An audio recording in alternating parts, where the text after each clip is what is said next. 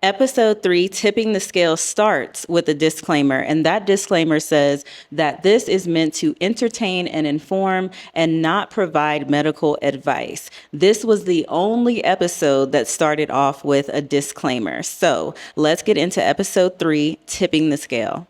Here's the description for the final episode. Plagued by explosive scandals, The Biggest Loser shutters production. Having gained back the weight, contestants are left to pick up the pieces. This final episode is where we really get to know about Suzanne. Suzanne was a contestant in season 2 of Biggest Loser. And Suzanne's history was that she was a New York police officer. And so she kind of comes from this, I guess, like rugged in the sense of she's working this blue collar job as a woman. It's a male dominated field. So that's the position that she's coming from. This is an important piece of information to know because Suzanne ended up being injured on the job. And that is what contributed to her weight gain. And that is why she's now on the show. Because she was in this male dominated field, they oftentimes would poke fun at her for being the only girl, poke fun at her for her weight. And so for that reason, she was like, you know what, I'm going to do something about this. And that something was going on the show. Suzanne's starting weight was around 229 pounds.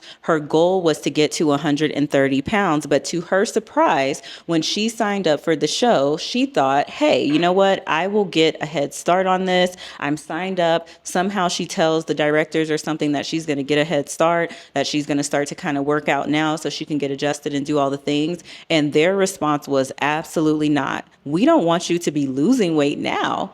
In fact, we want you to gain weight now. Can you possibly gain some more weight? So though her starting weight was 229, we don't really know what her original starting weight was. This was just the weight after she was told that she would need to gain weight in order to get on the show. And she did do that. Now, isn't that interesting? Now, let me say something, because I'm about to call out all you trainers who be doing that same thing. And I'm so sick of it.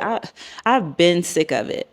But there are trainers, or if you've ever had a trainer, who likes to weigh you at the gym, who particularly likes to weigh you after your workout. They're not doing anything but trying to get a little rise out of you. That all they're trying to do is just get you all hyped. They probably weighed you one day when you randomly came in an afternoon, and maybe you had just had lunch and you're at a heavier weight, and they're just weighing you all willy-nilly anytime. And then the next time they weigh you to try to make you sign up for more sessions or feel like what they're doing is working, they sit here and they're going to wait until after you've had a really tough workout, especially if you've done a lot of cardio, and they're going to tell you, oh, go in the locker room. They might even say, go in the sauna. And when you come out, go weigh yourself. And now here you are looking like you've lost 8 pounds. Oh my, now the trainer is just like, oh, please, I'm gonna need y'all to stop doing that. I'm gonna need y'all to really stop messing with people. Either you're a good trainer and a coach and you can actually help people make a lifestyle change, or you're not. But having people go into the sauna and come out and doing all these dumb tricks, weighing people in the middle of the day, then weighing them again first thing in the morning just so it can look like they dropped weight no matter what, like, please.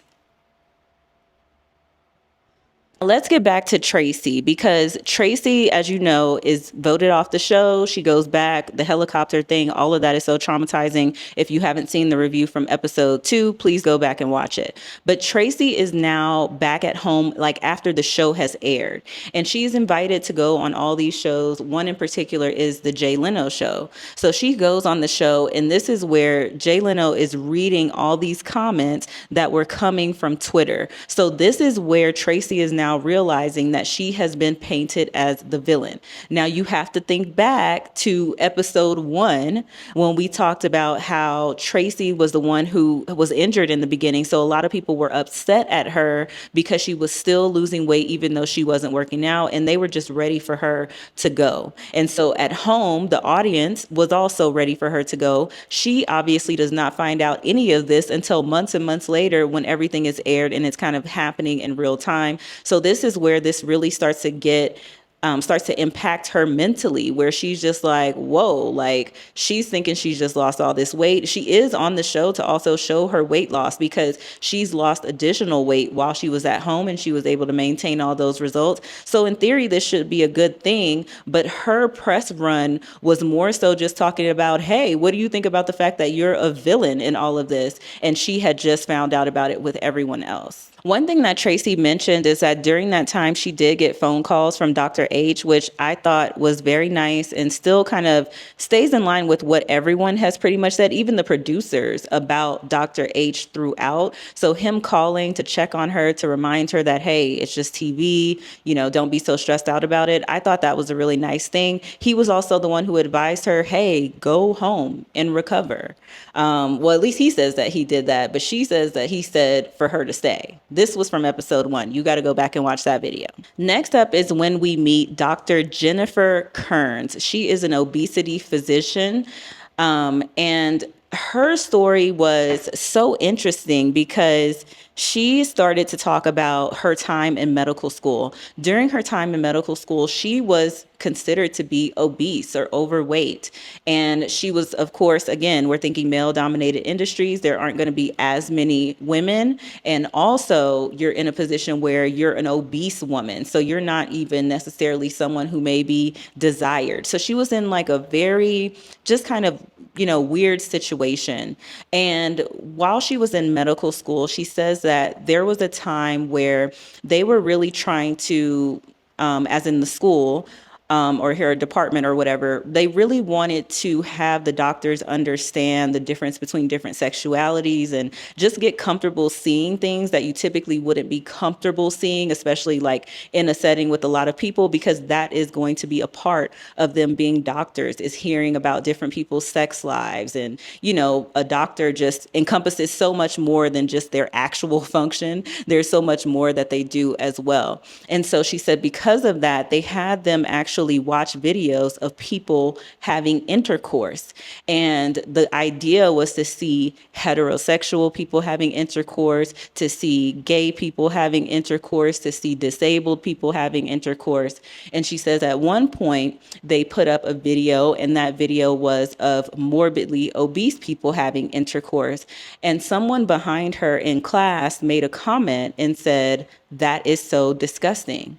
So that comment, she says, is what really triggered her, because that person was sitting in front of her, so didn't realize she was behind them. And she said she felt like that was when she really heard what they really thought about her. And that was what caused her to go and apply to be on The Biggest Loser. And she did get on the show. Now, Dr. Kearns ended up losing about 110 pounds on the show, so she was incredibly successful.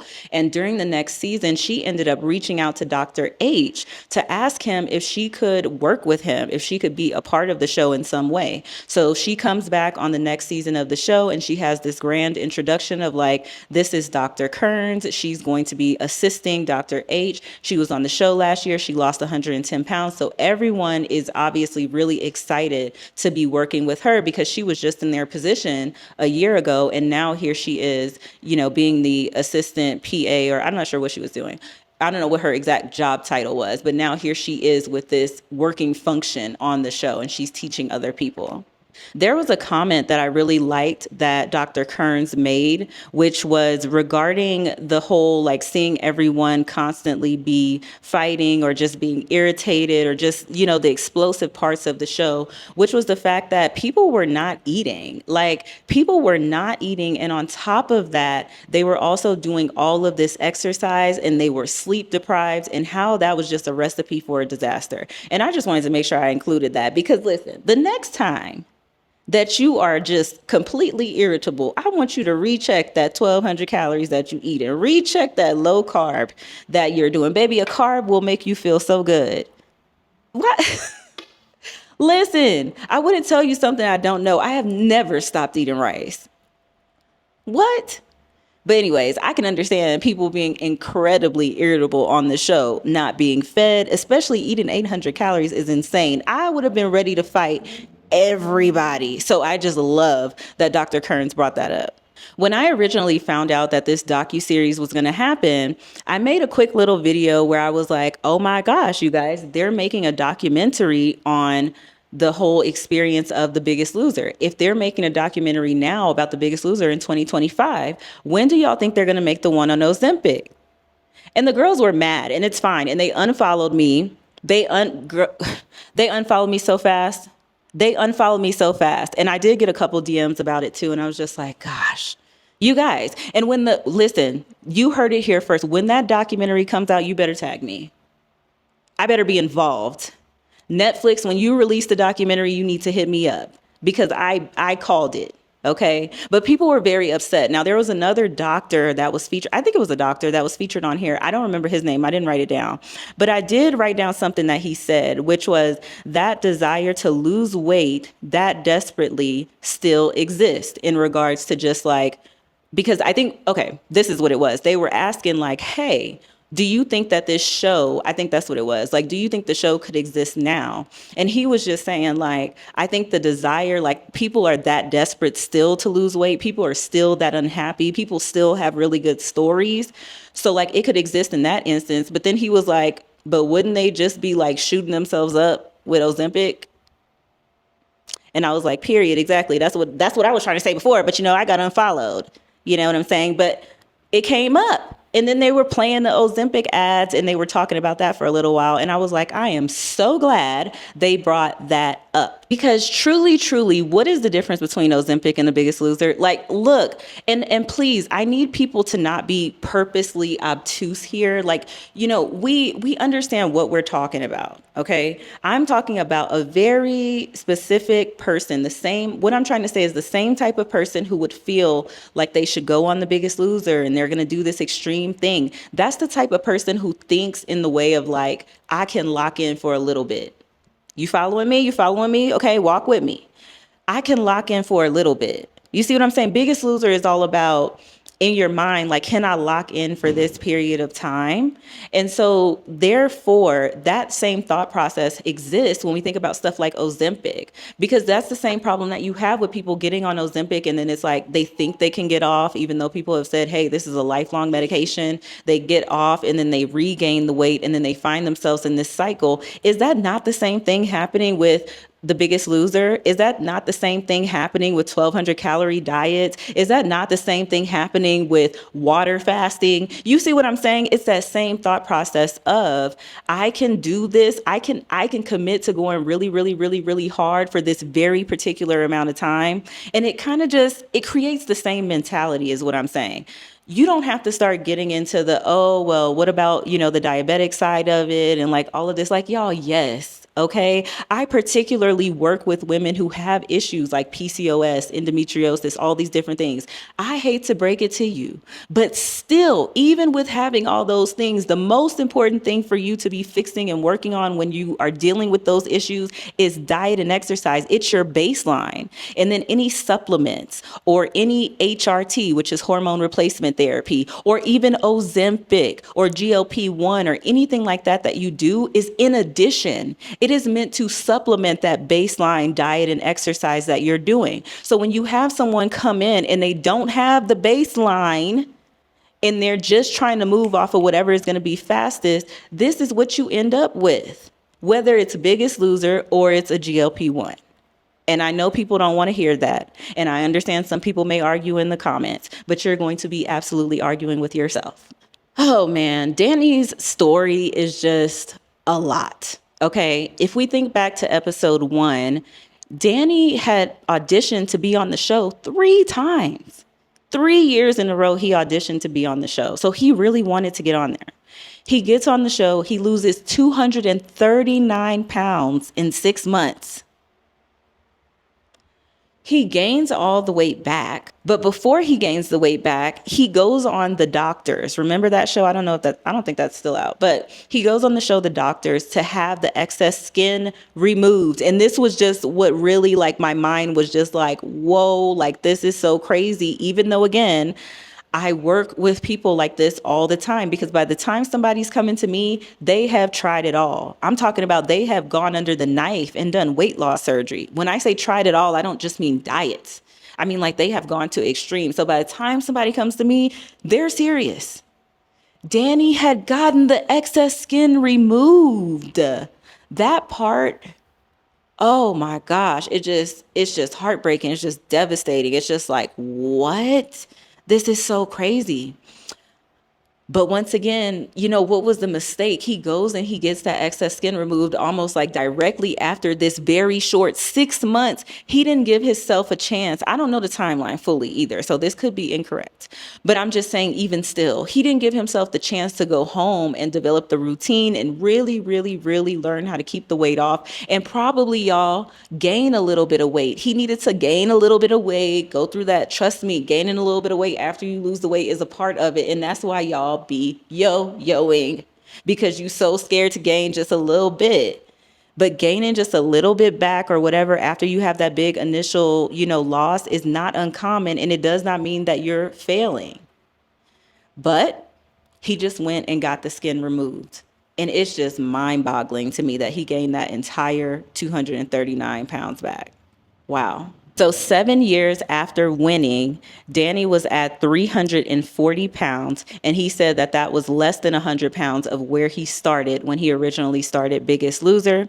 He said that one thing that was really shocking to him, which is, it's not funny, but I mean, just like from my training perspective, I'm like, wow. He was like, I was gaining weight even though I was working out. And I'm like, here we go again. It's always something like that. Of course, you were gaining weight even though you were working out. We're talking about issues with metabolic adaptation. I have videos and podcasts and stuff on that, so I won't go too far into detail. But he was just shocked that he was still gaining weight even though he was working out so hard.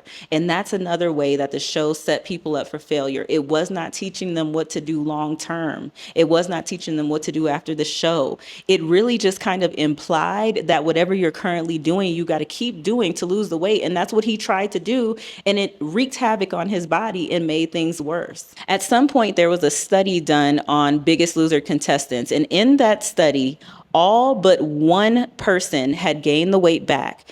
And out of all the people who had regained weight, 4 of them ended up heavier than when they started. Now, Dr. H says when he found out about this, he was heartbroken. He felt responsible. He was like, oh my gosh, I can't believe that I've ruined these people's metabolism. And that just confirms what I was talking about in episode 2, where I said, hey, look, these doctors are really not getting that level of training. We're always saying, refer to your doctor, refer to your doctor. And you absolutely should. We need doctors, love doctors. Doctors have been on my podcast a million times. I'm in community with doctors. We need doctors. But I am just saying that sometimes they just don't have the education behind the nutrition like that. So when he saw the study, he was just going, whoa, like, I can't believe that I played a part or potentially caused this issue when my whole goal was to help to make them healthier. And I think that's something important to say too, because sometimes when people get really defensive about comments regarding like getting a second opinion or like not always just running with whatever your doctor says the first time, the doctors understand that they are not perfect. Doctors are people who work in collaboration, right? You're going to see a neurologist working with a gastroenterologist or, whatever. Like, you have an entire medical team, especially the way that medicine is essentially set up in the US. Everything is like separate. Nothing is like the whole person. But don't get me started on that. Is what Danny experienced was metabolic adaptation, and what he needed to do and what all the contestants need to do was to reverse diet, get themselves to eating a good healthy amount of food again, take a break from dieting, and then go back into a dieting phase. That study that I mentioned, I don't know if it was done by Dr. Kuv, Khuv. That was a doctor who I mentioned earlier where I couldn't remember his name, but he is a physician and also a writer for The New Yorker. So I don't think he was maybe a part of the study. I think he just may have reported on the results of the study, if I'm not mistaken.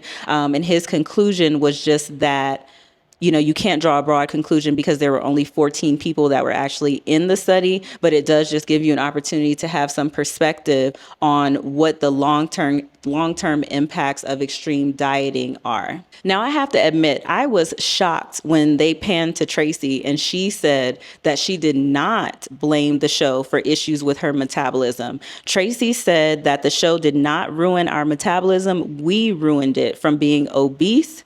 And I was like, wow, I just didn't expect her to say that. And I would say that I partially disagree. I think that there probably was some metabolic issues, it with someone being that size for sure. But I also think that the extreme level of the show, 800 calories eating a day, burning 8,000 calories a day. This is a recipe for disaster.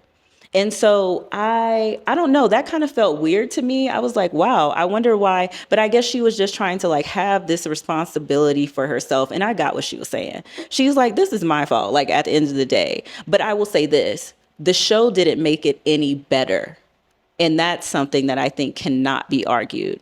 Now, Tracy was not alone in that thought process. Danny said the same thing. He said that he had been years and years and years of doing yo-yo dieting, and he thinks that that is what impacted his metabolism, not necessarily the show. And to that, I say again, I agree with him, especially with him having that history of yo-yo dieting, but I also think that the show did not make it any better. Now, remember, Danny was also the one where he had lost weight those 3 weeks in a row, and then like that last week, he only lost 4 pounds, and then he pushed his calories down to 800. And that really made me think of the fact that when he came in, his metabolism was already probably adapted, like he's saying. So that was probably another reason why his calories needed to be so low while he was on the show, even with the amount of exercise that he was doing. Remember, this is 239 pounds in 6 months. This is different. 9 years after his season aired, Danny comes back and he says that he is now 9 pounds away from his entry weight for The Biggest Loser. So remember, we had a check-in with him, I think at 7 years, he was less than 100 pounds away. And then 9 years in, he was now 9 pounds away. And then as he's presented on the docuseries, he appears to be maybe back to where he was, maybe even a little bit heavier, but they never end up touching on what his current actual weight is. Baby, then we got Suzanne. Suzanne said she regained 20 pounds from the time that she exited the door of the Biggest Loser ranch to the time that the plane landed on the tarmac in her home city. 20 pounds that fast. She said she immediately started gaining weight. She then said that she was so exhausted from the show that she literally went home, slept for a couple of days, and then after that, she was up and running upwards of 10 miles a day to try to mimic what she had been doing on the show to try to keep the weight off. I really felt bad for Suzanne because she did have to go back to her job, of course, of being a police officer in that same male-dominated field. And now they had watched her, go through the show, go through the process, and their way of I don't even know if you would call this support. I don't know what their intention was, honestly. But the point is, she was the only one that was having to weigh in, like in front of her entire squad for whatever reason, every so often, I guess to prove that she was still keeping the weight off, which is just like crazy to me, but okay. Here comes the really upsetting and just icky part to me that I absolutely hate. So Danny decides to reach out to producers, and he reaches out to producers to say, hey, a lot of people from the show that I know are regaining the weight. Like, we need help. We need psychological help. We need gym memberships. We need to know like what to eat. Like, we need some kind of aftercare or support, to which he was met with the response of, no, that wasn't going to happen. They weren't going to provide that. That there just was no interest there in doing anything after the show. Danny's thought process was, well, you've made all this money from like all of this merchandise, the Xbox games, the Subway, like all these different things are Biggest Loser. You have Biggest Loser this, Biggest Loser, the logo is everywhere. And you don't have any money for like the 300-ish people who have participated on the show over the years to just get, some training or to get help with their nutrition or to have a therapist. Like, there was never a fund or anything set aside. Like, what are we supposed to do now that the show is over? Producer, I think his first name is David, but I know his last name is Broom. He comes onto the screen and he basically says they ain't got no money. All that stuff you see and pretend you don't see it. Close your eyes. We don't have no money. NBC won't pay for it, so we not paying for it. That just came off as a bunch of BS to me. Like, let's figure out how to make this work, because this is crazy. You're going to put these people through all of this. At least have I do think that they should have had ongoing support afterwards. 100%. Like, I understand if the show was a game and it was meant to be entertaining and people were taking their own risks. Like, to me, all of that is fine. But when you're talking about something that's actively like changing somebody's body and life and like they're going to need that ongoing support. And like Danny said, which I 100% agreed with him, this would have been nothing but beneficial for the show, for them to be able to come back, and maybe they would have ended up having 20 seasons or 30 seasons, or maybe it would have still been going now if you had seasons where you could go back and say, well, let's bring back somebody from 10 years ago and look how they've kept the weight off. Now you really have people bought in. Now you were able to support them after the game show part of it was over. But to not provide any of that support, it really just comes off like you use these people for entertainment and then just completely threw them away. Now, during Joelle's time on the show, she had actually ended up with an injury that we saw on camera when she fell. She had hurt her back. So she reaches out to the show afterwards to say, hey, I have this injury. Like, is there anything that you guys can do? The doctor says I'm going to need physical therapy. And she never hears back from anybody on the show. So then they go back to David Broom, I think. The last name is Broom. And they ask him, like, did you ever receive any emails or anything from Joelle? And he says no. Now, they had the receipts of the emails and everything. So this guy just blatantly said no. And then he goes on to say, well, if she reached out now, though, like, I would certainly talk to her. And I was just like, so since Joelle never heard back, her and Suzanne ended up teaming up, and they went to the New York Post. And that's when they had an article that came out on the New York Post. And the headline of the article was like, Biggest Loser contestants receive receive drugs or something like that to lose weight. And it was like a misquote of really everything that Joelle had said. Okay, so Joelle was on the cover, and the title behind her was like, they drugged me, with her having the Biggest Loser shirt on and all of that. And inside, I believe that was the article that was written that quoted both Joelle and Suzanne. There was another contestant named Gwen who had claimed that Bob had given her some type of drug for weight loss. Now, Bob, of course, is in the documentary. This Gwen person is not. She's just referenced. The allegation is referenced. And Bob completely denies the allegation. But at some point there's this tip, there's the tips about Jillian with the caffeine pills. And so these tips lead into journalists investigating about whether or not there was drug use or caffeine pill use on the show. That is when it comes out, like we talked about in episode 1, that Jillian was in fact providing contestants with caffeine pills. Now, this is something that she did not deny. She thought that there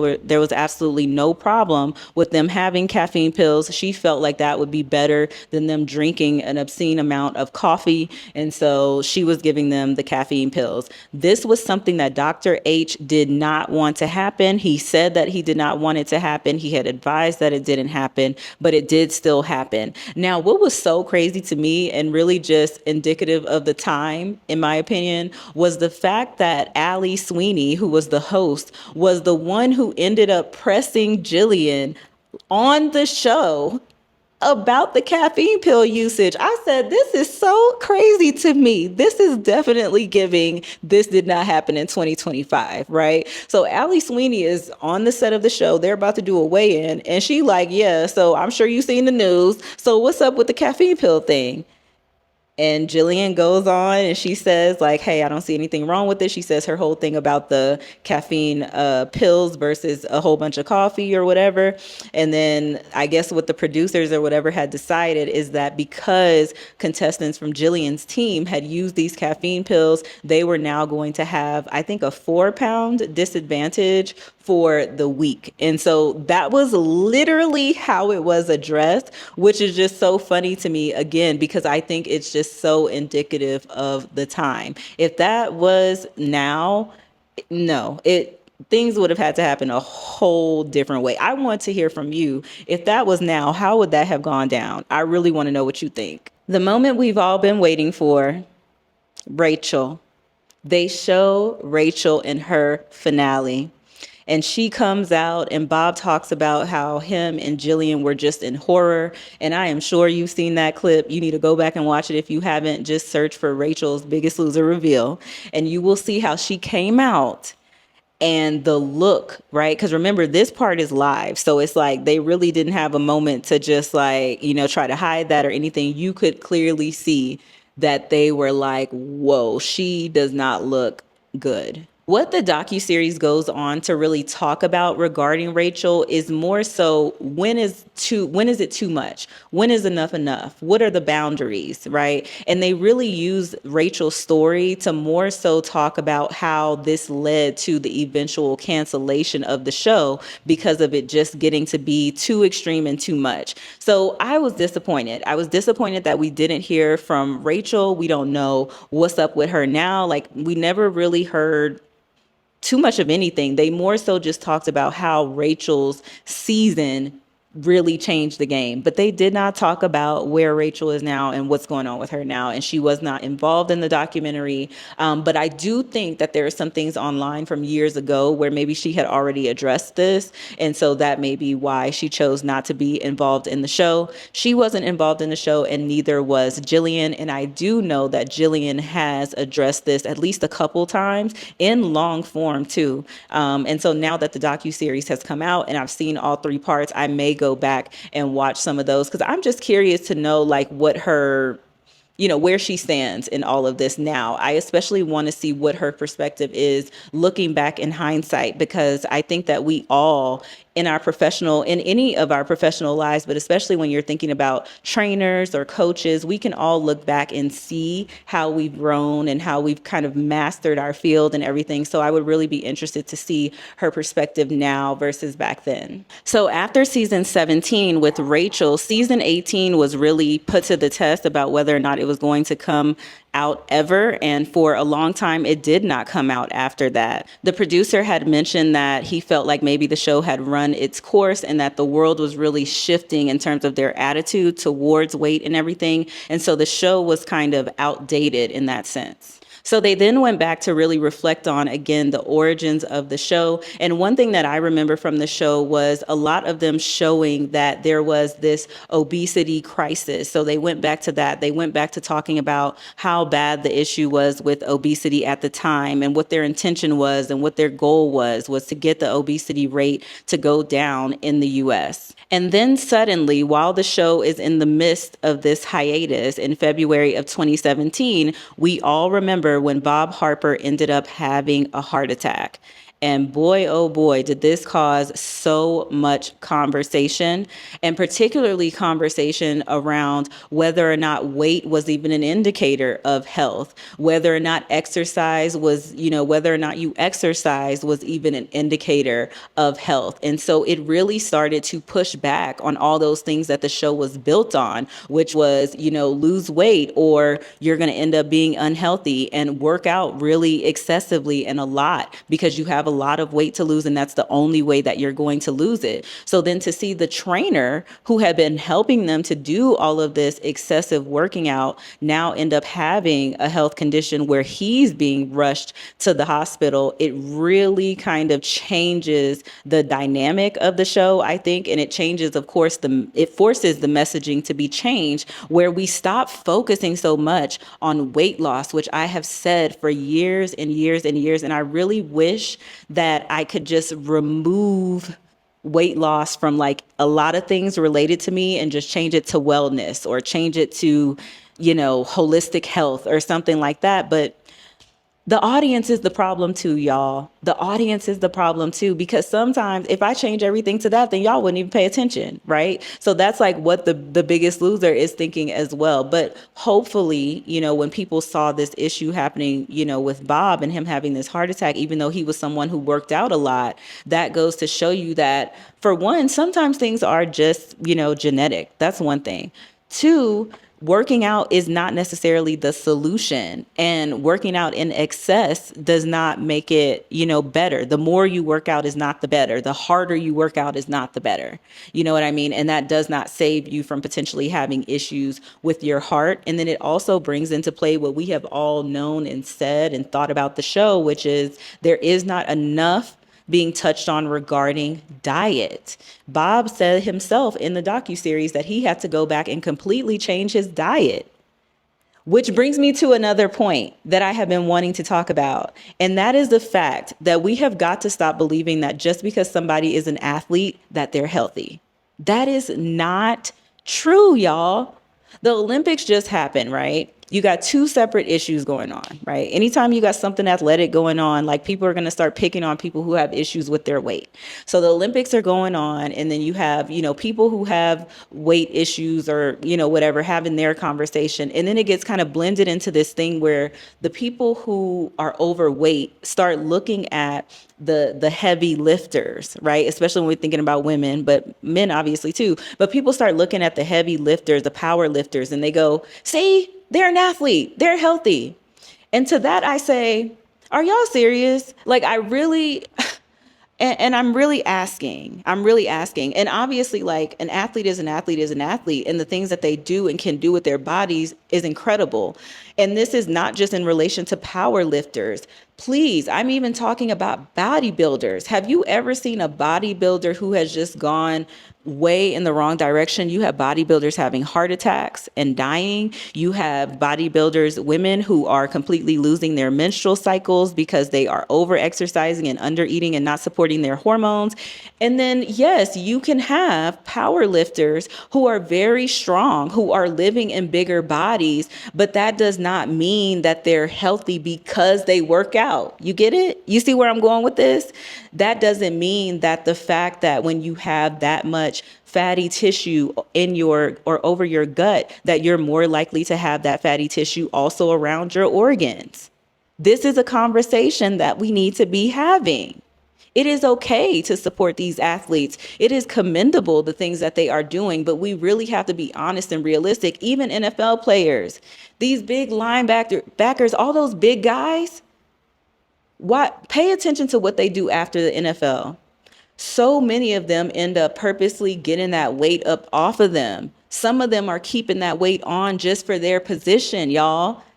It's a part of their athleticism. It's a part of them being an athlete, but it's not a reason for somebody who is dealing with obesity to say, this is healthy because this person can still run.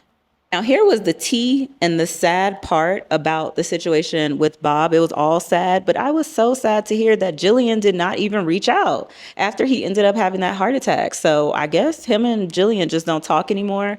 But to have that experience with somebody on a show, I mean, granted, I don't know if something else happened or there was a reason, but to not reach out after somebody has, a medical emergency like that in a gym setting and y'all are like connected by the gym, it's just weird. Like, you were on this show, like, I don't know, that's not giving. That definitely made me side eye Jillian, but maybe I need to watch some of those podcasts that she's been on to see if she's potentially explained this. So the producer ends up saying that he feels like the show was a success. He feels that the show worked. He says that it was a big motivator, that it created accountability. And I do think that it was a very motivational show. I think that it also proved what I have been saying for years and years and years, which is that motivation is simply not enough. The show motivated a ton of people, including me. But just like I said in that original video I did, when I actually lost the weight, the show was off. I had to lose the weight so far away from that show. I couldn't even be in that mindset. I had to be in a different mindset because I was like, you know what? I've spent however many seasons trying to lose weight with this show every January. I was so sick of it, sick of myself, sick of everything. I started on a random day in September. I was like, forget this.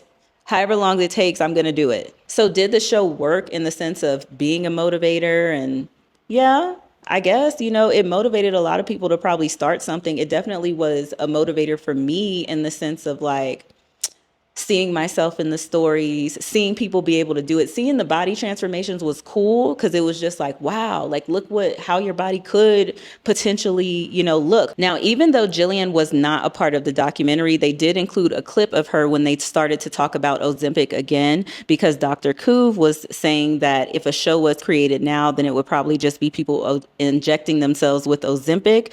And Jillian said that they inserted a clip of Jillian talking about Ozempic where she she was talking about all the different side effects and that people were just going to end up gaining the weight back. And I think that's like the only time we really saw Jillian in this entire series, other than seeing old clips of her from when she was previously on the show. Then we start getting updates about the cast or contestants that we have seen on the docuseries in terms of whether or not they are on Ozempic. And this was so interesting. So Danny is refusing to get on it. And one of the things that he cited was actually Jillian's opinion on Ozempic as a reason of why he didn't want to get on it. So Danny is someone who still seems to be following the advice of Jillian, and, you know, I guess doesn't hold anything against her regarding the show. Now, Suzanne was the one who was like, I don't have nothing good to say about the show. Suzanne is on Ozempic, and she says that it has changed her life. And Joelle is also on Ozempic.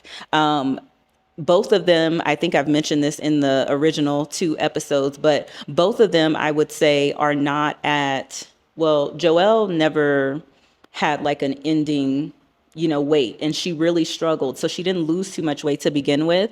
She is significantly smaller than she was on the show. She does look totally different. Now with Suzanne, I thought Suzanne had lost 110 pounds. Am I getting that confused with somebody? I thought she had lost 110. But anyway, the point is that she's on Ozempic now. And she was actually the one who said, you know, she's never going to be as small as she was before. I think she's the one who said that. But anyways, she's on Ozempic. So they go back to Mr. Broom and they start talking to him about different ways that he wants the show to be remembered. And he just said to remember that the show was started because of him finding this bulletin post by an obese person who said they were seeking a trainer to save their lives. So I think here he's really just trying to get across the point that, hey, this was really, the original intention was really to help and for people to just keep that in mind. Also said something that I really liked, which was if he did the show again, he would remove the prize element.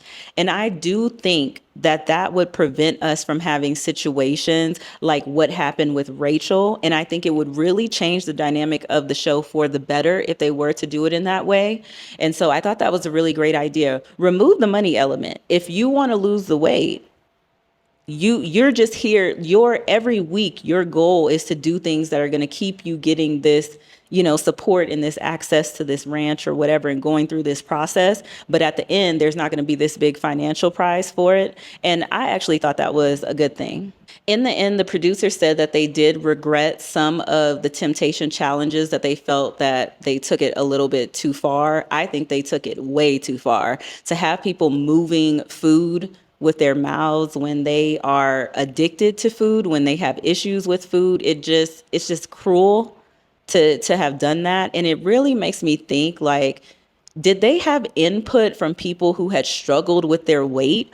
Or was everybody up there just like a bro, like, yeah, y'all just over here eating up too much food, doing too much? Because that would really irritate me if that were the case. I really hope that there were some people involved who understood where the contestants were coming from. Because otherwise, trust me, I've been in those situations with people who have never struggled with their weight while I was trying to lose my weight, and nothing that they did was helpful for me. Literally nothing.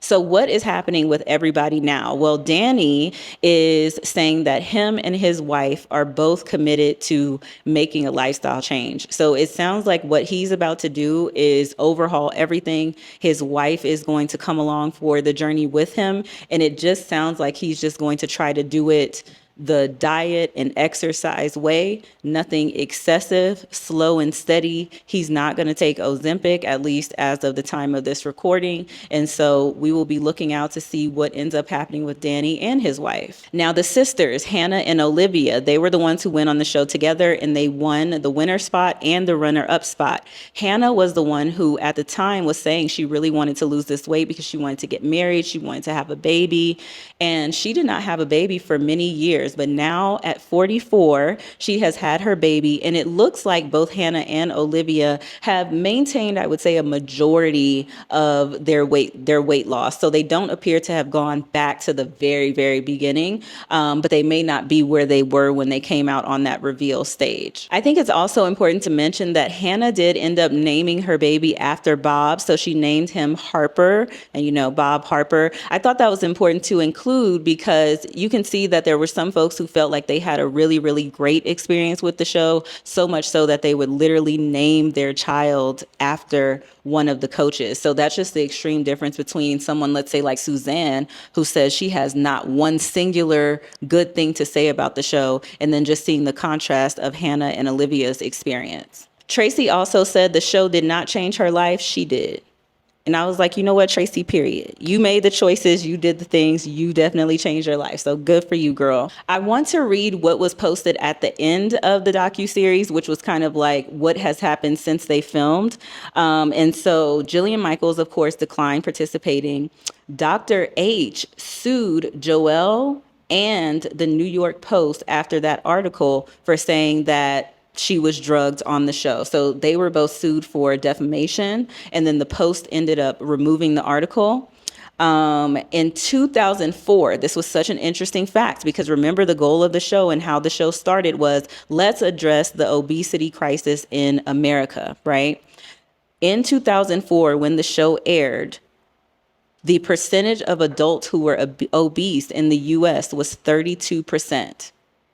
In 2025, the percentage of adults who are obese is 45%.